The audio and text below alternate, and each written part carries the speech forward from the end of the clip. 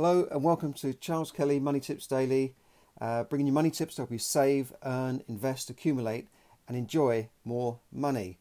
Hope you're having a good day today. Hello to everyone on Facebook Live and anyone else who's joining me on my podcast, which you can find on iTunes, Stitcher and at moneytipsdaily.com. moneytipsdaily.com. I have the transcripts of the podcast so you can read the blog on there as well. Now, today I'm asking you a question. Can you really buy investment properties with just one click of the mouse? A bit like, when you just go on and buy something on Amazon. Can you really do that? Well, not quite. But I want to, first of all, give you a bit of background. Joseph Kennedy, the father of John F. Kennedy, legend has it that he once said that when the shoeshine boys were telling him to get into the stock market, he knew it was time to get out. And legend has it again that that's exactly what he did before the 1929 stock market crash, one of the worst in history, and the following bear market, which went on for decades. And, whilst this may not be true or not, but the fact is he did hold his fortune together, where many of them lost their fortunes and threw themselves off buildings in Wall Street. And he was able to then finance his sons into politics. And, of course, the story of John F. Kennedy and the family that have almost dominated politics for years. But that's the story goes. And sometimes I feel the same way about property, when everyone seems to be jumping on the bandwagon and, going on courses and becoming buy-to-let investors. And, sometimes I feel like that. But then I think, well, hang on, it's only a few people. It's not that many people going on courses. And I still recommend that if you want to get into property, you should go on courses and learn how to do it properly. And if you're interested in that, just email me and I'll put you on a course. But then I see a company advertising that you can buy investment properties with a click of the mouse so easily, and they'll do everything for you, blah, blah, blah.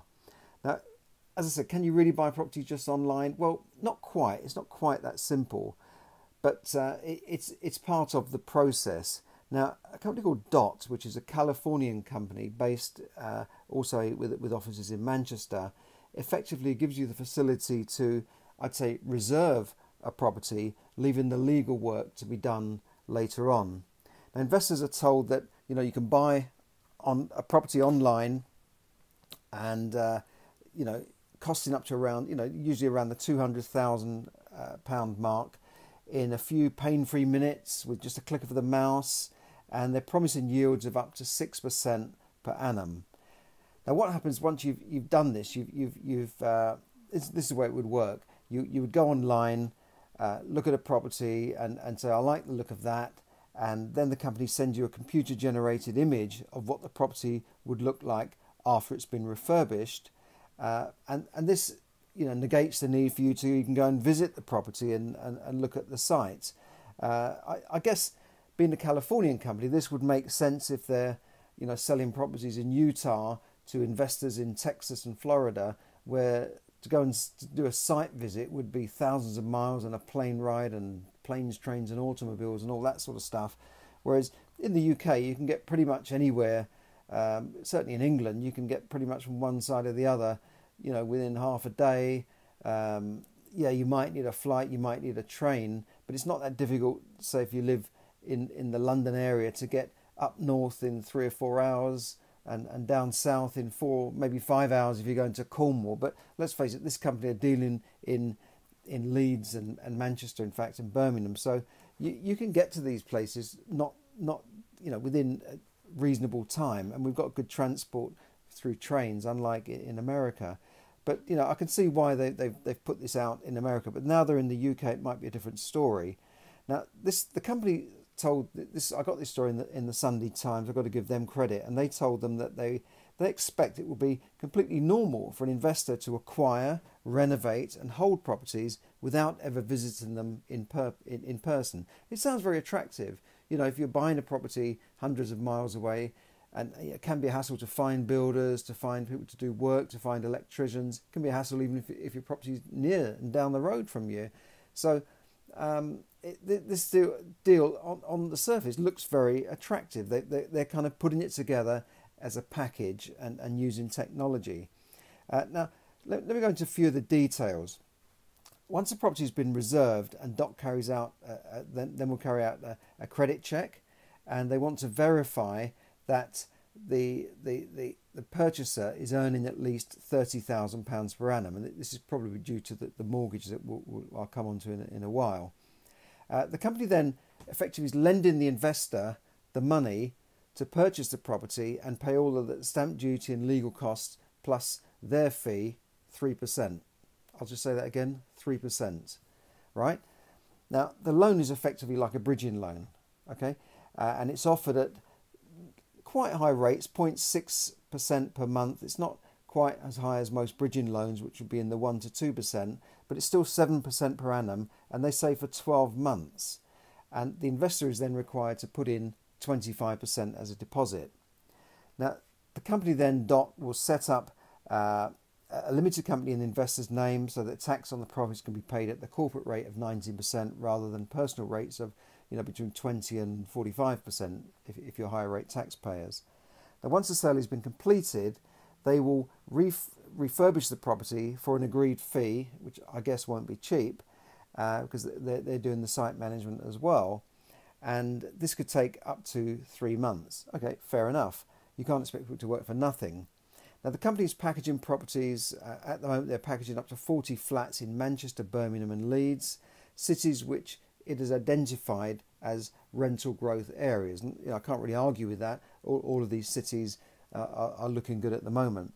Now, before refurbishment starts, the investor takes out a second mortgage with DOT on the same terms, and this would cover the interest accrued on the first loan. Not just the interest accrued, that means the interest is running up. It's rolling up and compounding. If you look at my episode on compounding, you'll see how this can have a major effect on the first loan, plus you're borrowing against the cost of the works. Now note that at this point, the investor hasn't paid anything more than their initial deposit. So on a £200,000 flat, they've put down 50 grand. Okay. Now, once the works on the property have been completed, the investor then takes out a new mortgage to refinance the first 2 bridging loans based on the new higher value of the property. Now, I'll repeat that. You take out a new loan to finance the 2 bridging loans based on the new higher valuation of the property, and then DOT can arrange a mortgage for you at an annual interest rate of between 2.89% and 3.99% over up to 30 years. So basically the investor has found a property, or they found a property for them. They put down their 25% or 50,000 on a 200,000 pound property. The article doesn't say exactly what the refurbishment costs will be, but what does refurbishment mean? It could mean, let me just grab the article here. It could mean, a lick of paint and maybe a new kitchen here and there, but it could mean much more. I mean, in one estimate here, they give, if you bought the property, price a flat before the refurbishment, they're given 155, initial mortgage 116,000. In this example, they're given on a property worth 155,000, a cost of refurbishment of 22,000. Okay, so imagine on a property of 200,000, the refurbishment could be 30 odd thousand, say. Okay, plus their fees and that sort of thing, and they're estimating that the value is going to go up, and that you would be able to refinance, getting the money out that you've put in other than your deposit. This of course relies on the new valuation being achieved by the refurbishment. Let's just carry on with this. I mean, there's quite a lot of assumptions being made here. Okay, now the interest rate, it's quite a high interest rate, 2.89%. It reflects that the interest rates paid by limited companies seem to be higher than if you borrowed the money in your own name. It's still a mystery to me why mainstream lenders, like the Halifax and Lloyds Group, have not got into the market for lending to limited companies at more competitive rates than those offered by some of the more expensive challenger banks. Because although they're lending to a limited company, the the individual who owns the limited company is still signing a guarantee. So it's effectively, your mortgage with a limited company wrapped around it. So it's no more risky for the lender. That's what I'm trying to say. Now, based on current projections, investors who stay with the company could make £3,358 per year from a two-bed property worth around £207,000 and rent it out for £1,000 per month. So you're assuming that you've got a property in Birmingham, you're going to get £1,000 a month for a two-bed property worth £207,000. Now, by my calculations, this means that investors are only receiving less than 40% of the rental income. Mortgage payments, ground rent, service charges of roughly 30%. That covers insurance, tax reporting services, management fee are deducted from the rental income. So that's quite a hefty charge. You've got a rental income of £12,000 per annum, and you're getting less than £4,000 per annum. That's assuming you can even get £1,000 a month in leads. Okay, now this doesn't look like a 6% rental yield to me. It actually works out to 1.76% after cost. Now, okay, everyone's going to have costs. That's fair enough. There's always costs, but this is a package here. So to say that you're getting 6% when you're really getting less than 2% is a little bit of an exaggeration, to say the least. Okay, DOT claims that they'll make it easy for people to purchase buy-to-let investments without doing any of the research or work themselves.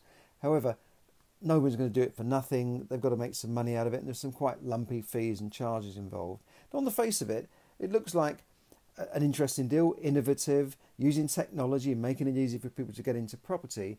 But there are some drawbacks. Firstly, the advertised 6% yield is exaggerated, as I said. When you take into account all the management fees, you can argue that there's always going to be management fees, but not quite this much, I would say. And when you're buying any flat, especially in a block where there's porters and lifts and maybe even pools and that sort of thing, you've always got to take into account management charges, which in some London blocks you can have management charges of £3,000, £4,000, £5,000 a year, and that's paid by the landlord. So that's got to come off the estimated yield. Secondly, buying a property remotely, I think, is always risky. And some dealers do it, some people buy in auctions remotely, but it's always a risk. And if you're big enough to take that risk and you've got enough money behind you, fair enough. But for the average new investor, I think it's a silly risk to take when you can get up to Manchester, Leeds or Birmingham within a few hours and invest a bit of time in going to see things and look at the area, look at what is this area? Is this on some industrial estate, or is it in a nice residential area where you've got amenities around you? Yeah, you can look at things on Google Earth. It's not the same as going to an area and getting a feel for it. If you go to an area and you just feel, you don't feel safe, you see broken windows and cans of stuff lying around and unsavoury people walking around the streets, and you think, what kind of area is this? But if you go to an area, it's a nice area, you get a good feel for it. So I think it's a bit risky to buy remotely.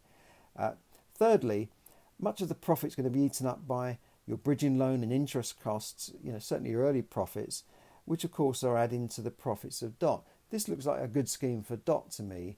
They're finding properties, they're charging you a 3% fee, they're charging you all this interest, which I'm sure is making them quite a big profit. And then the management charges are just unbelievably expensive, in my opinion. So that's another risk, and especially these bridging loan costs in the first year. Fourthly, you're almost totally reliant on DOT, this company, to fulfill all the refurbishment, all the management. You have very little control over it either. If the company releases 40 flats onto the market in one area, there is a risk that you may not even be able to find suitable tenants. You're really reliant on this company, which could be a great company. I don't know them. This could be a wonderful scheme, but I've seen things like this in the past, and it's always seemed to end in tears. When the company advertises, you can buy properties easily, we'll manage it, we'll do this, we'll do that. How can you be sure? When I've got a builder working on a property, I have to be there to visit and look at the site, or employ someone to do that, because if they're not being watched, they're not going to do things properly. That's my experience. Everything has to be managed. Big companies, when they build sites. They have site managers, they have architects, they have cost accountants, and all these people, and surveyors and quantity surveyors, all watching their products. They don't just leave it to a builder to do and then come back in a year's time. So that's the fourth drawback, in my opinion. And finally, and I think most crucially, the scheme seems to rest and rely and turn on a new higher valuation in order to get your remortgage and get your money out and get out of this expensive bridging loan. Now, if your lender's valuation, or the new lender that you're remortgaging with, and the valuer comes along and doesn't agree with the DOT's higher valuation, or the market has dipped, or DOT just gets it wrong, you may end up having to put in more of your own cash, assuming you have cash, in order to get out of this 12 months bridging loan. So in other words, if you've bought a place for £200,000, you spent 30 on it, there's other fees of, let's say 20,000, that's £250,000 you're in for. Now, if the valuer of your new lender comes along and says, well, we only think this is worth 200,000, we don't think it's worth any more than you paid for it, then what? You can only get maybe 75% out on the new loan, which will also depend on your income, your outgoings and that sort of thing. You may not qualify for the loan. Then what? Then you can only borrow maybe 150,000 when you've already put in 50,000 of your own deposit, plus maybe another 50,000 in costs. Then what? You spent £100,000, but you can only get a mortgage giving you back and leaving you with, in other words, you may have more cash in the deal than you expected because the higher valuation hasn't stacked up. So that's the risk for me. So although they're saying you only need a 25% deposit, you may need a lot more than that. You may need more like a 50% deposit if you're going to cover all these refurbishment costs, and all the other fees that are involved. So I would estimate you'd probably need 40 to 50% as a deposit to be safe in this deal. Now look, the scheme could be either a major flop, leaving hundreds of investors out of pocket and complaining that they can't get these properties let, or they're not good enough and blah, blah, blah. Or it could become the next Uber, if you like, the next disruptor of investment properties. In the meantime, I'll personally wait and see what happens, and I'll stick to my own research and my own deals, rather than just sort of outsource it and hand it over to a company and hope for the best. But the choice is yours. The company's called DOT. If you want to look them up, go and check them out. Finally, the word of the day is land registry. Whilst we're talking about property, let's talk about what is land registry. Well, in this country, land registry is the official government body that registers most property titles in England and Wales. I say most property titles because sometimes you find an older property where it's not registered with the land registry, so the solicitor has to find other ways of proving ownership.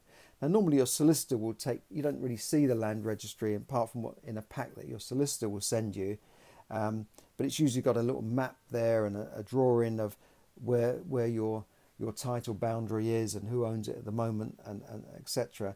And then the solicitor will normally register your name on the land registry once you've completed on the deal, together with the mortgage company. If you're getting a mortgage, they will have a first charge on that property registered with the land registry. So it's a pretty good system. It's a safe system.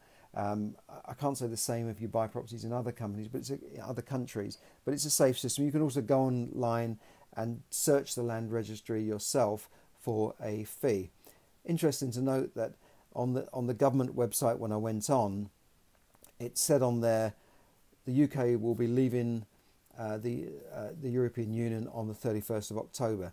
We're in September at the moment, but it's interesting that is on official government websites right now. Okay, thanks for listening. I know it's been quite a long episode and it's gone into a lot of detail, but I wanted to cover that so that you really understood what it was all about. Thanks for listening. This has been Charles Kelly bringing you money tips to help you save, earn, invest, accumulate and enjoy more money.